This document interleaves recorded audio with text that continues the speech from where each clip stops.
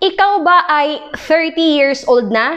Aba, not too young and not too old to start investing. Kamusta mga kaibigan at welcome sa ating channel na kung saan palaguin natin ang pisong pinaghirapan.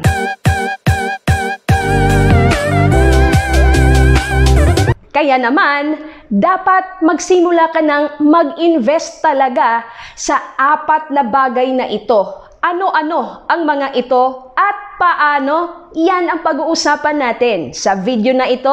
Now na!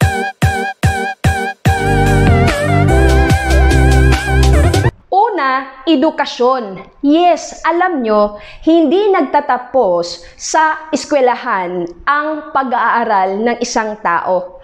Lalo na kapag ito ay nagtatrabaho na, wag mong kalimutan na maglaan ng panahon para matuto pa ng mga bagay na maaring makatulong lang din naman sa'yo.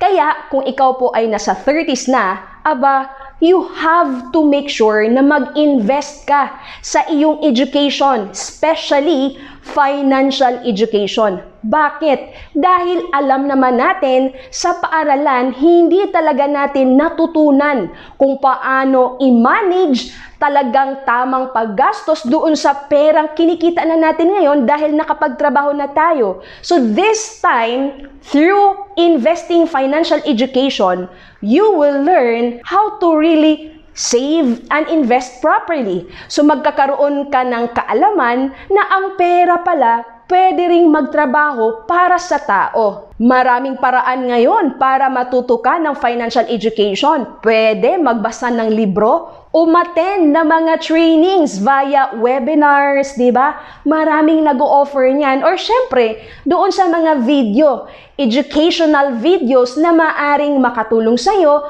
masagot yung katanungan mo kung paano talaga mag-ipon, mag-invest, saan ba mag-invest, anong magandang investment para sa isang taong nasa 30 years old ang edad, di ba? Para hindi ka habang buhay magtatrabaho not knowing na pwede palang mag-retire ng maaga ang isang tao basta meron siyang tamang kaalaman. At mahalaga kapag ikaw ay natuto dahil nag-invest ka sa financial education, you have to make sure na ito ay ginagawa mo. Sayang naman ang edukasyon kung walang execution. Yan po ang kailangan mong tandaan palagi. Pangalawa, healthcare. Yes, sinasabi palagi, health is wealth. That's why you have to make sure na nakapag-secure ka ng iyong healthcare account. Dahil lahat tayo ay nagkakasakit, lalo na kapag tayo ay nagre-retire na sa trabaho, kung kailan tayo wala ng sinasahod, doon pa dumapo yung sakit na talaga namang napakamahal at talaga namang nabubutas ang bulsa. That's why, ngayon pa lang na you are healthy, you are capable, meron ka pang privilege to secure yourself a proper healthcare account, then you have to get one. Maari mong i-consider ang Kaiser Ultimate Health Builder. This is just a 7-year term, meaning 7-year mo lang siya pag-iipunan, pero maaari mo yang mapakinabangan pagdating mo ng iyong katandaan. Isa pang dahilan kung bakit ngayon na mag-invest ka sa iyong healthcare ay dahil marami na po akong naririnig na mga taong nakapagpundar na, di ba? Pero naibenta nila yung mga naipundar nila dahil lamang nagkamali, na neglect nila yung pagkuha ng proper healthcare.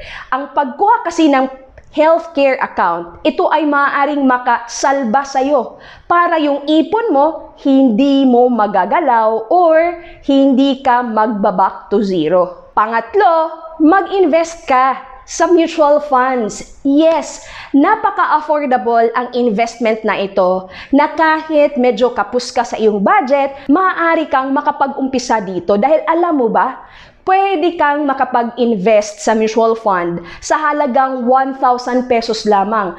At kapag sinasabing mutual fund investment, hindi mo kailangang magiging expert para ikaw ay makapag-umpisa dito. At ito po ang kagandahan sa isang mutual fund investment, especially yung tinatawag na equity type of mutual fund. Dahil yung perang ibinakas mo, halimbawa yung 1,000 pesos ay naka-invest na sa mga malalaking companies dito sa Pilipinas. That's why kung nais mo lang din naman na yung perang pinaghirapan mo, talagang sinasahod mo yan ngayon, di ba? Nasa 30s ka, nasa prime years ka, ibig sabihin hindi yan masasayang kung pinapalago mo na rin ang kinikita mo by allocating a portion of your income sa isang mutual fund investment. At alam mo ba, ang pinaka-convenient for you to open an account sa mutual fund ay through International Marketing Group or IMG dahil in partnership with Ramver Financials, marami ka ng mga mutual fund companies na maaari mong pagpilian at ang initial na amount for you to open a mutual fund investment ay 1,000 pesos lamang. At ang pang-apat, mag-invest ka sa insurance. Yes,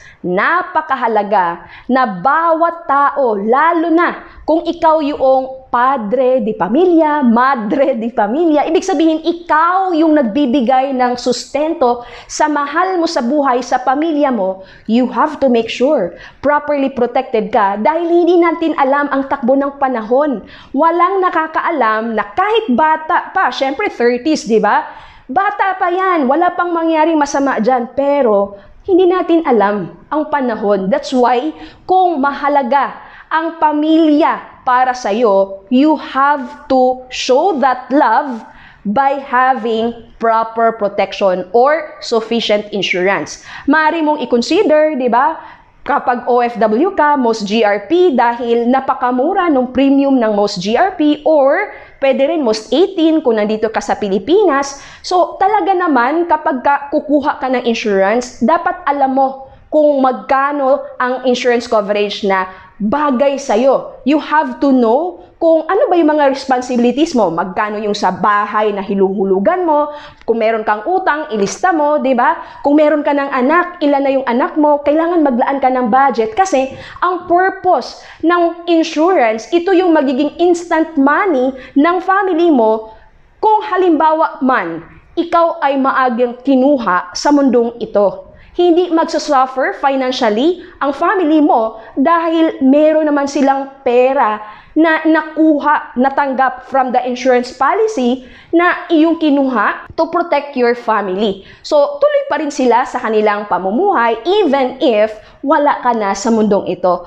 Yan po ang magiging silbi ng insurance lalo na kung ikaw ay nasa 30s and you have your own family. Ilan lang ito sa mga simpleng bagay na dapat mag-invest na ang isang taong nasa 30s. Bakit? Dahil ito na po ang panimula para ikaw ay magkaroon ng tinatawag na financial security. I hope you find this video informative. If you do, kindly share this video to your families and friends para sila din ma-aware sa mga bagay.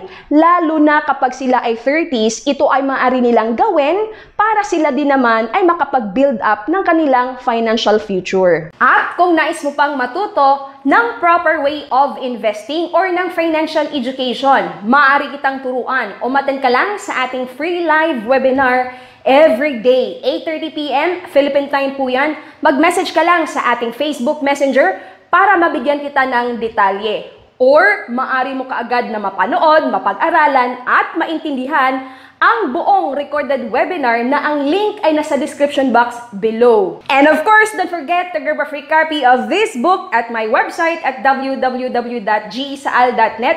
At syempre, huwag mo rin kalimutang mag-subscribe, share, and like this video. Patunugin mo na rin ang bell para ma-notify ka sa mga bagong video lessons na ina-upload natin dito sa ating channel. And oh, by the way guys, marami na tayong mga video lessons na in-upload dito sa ating channel na maaari mong balikan, mapag-aralan, maintindihan para madagdagan pa ang inyong kaalaman. 30 is just a number. Ngayon, kung i-maximize mo yung edad mo na 30, aba, talaga naman yung future na 60 mo, talagang magsasabing, uy, thank you, nagsimula kang mag-invest noong 30 ka pa.